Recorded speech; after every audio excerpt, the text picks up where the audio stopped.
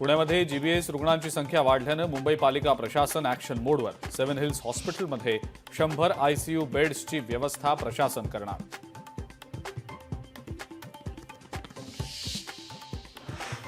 दिनेश वाघमारेंनी राज्य निवडणूक आयुक्त पदाचा पदभार स्वीकारला। राज्यपालांनी वाघमारे यांची 5 वर्षांसाठी राज्य निवडणूक आयुक्तपदी केली नियुक्ती।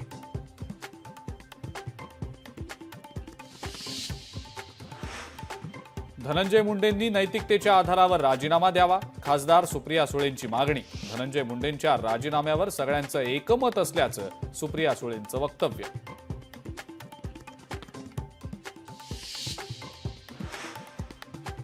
प्रयागराजमध्ये होणाऱ्या दुसऱ्या शाही स्नानाच्या पार्श्वभूमीवर पैठणच्या गोदावरी नदीमध्ये पाणी सोडण्याची मागणी। प्रयागराजमध्ये जाऊन स्नान करता येत नसल्यानं हजारो भाविक गोदावरी नदीत पवित्र स्नान करणार।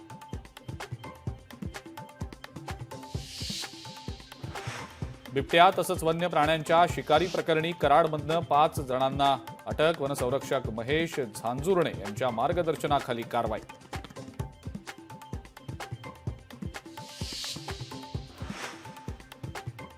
तुळजापूरच्या तुळजाभवानी मंदिराच्या जीर्णोद्धाराच्या कामावरनं पुजारी मंडळ आक्रमक। 6 फेब्रुवारीला मंदिरासमोर उपोषण करणार।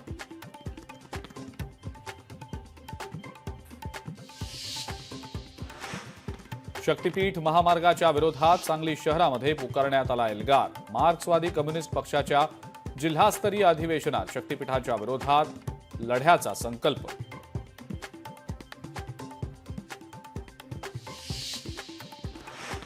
गडचिरोलीमध्ये लोह खाणींची क्षमता वाढवण्यास गावकरी अनुकूल। लोह खाणींमुळे रोजगार वाढून विकासाला चालना मिळण्याची गावकऱ्यांची प्रतिक्रिया।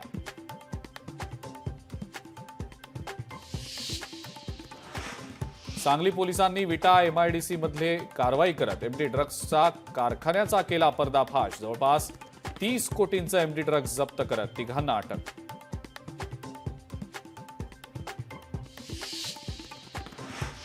पैठणच्या संत ज्ञानेश्वर उद्यान 10 वर्षांनंतर पर्यटकांसाठी झालं खुलं।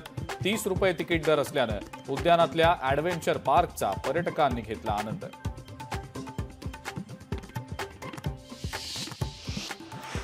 सिंधुदुर्ग जिल्ह्यातल्या आंबा काजू बागायतीत फळांवर थ्रिप्स या रोगाची लागण।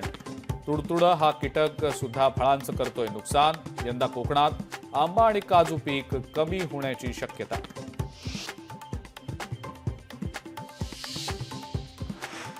साताऱ्यात महालक्ष्मी पतसंस्थेच्या ठेवीदारांचं चक्री उपोषण। 4 ते 5 वर्षांपासून ठेवलेल्या ठेवी परत न दिल्यामुळे केलं उपोषण।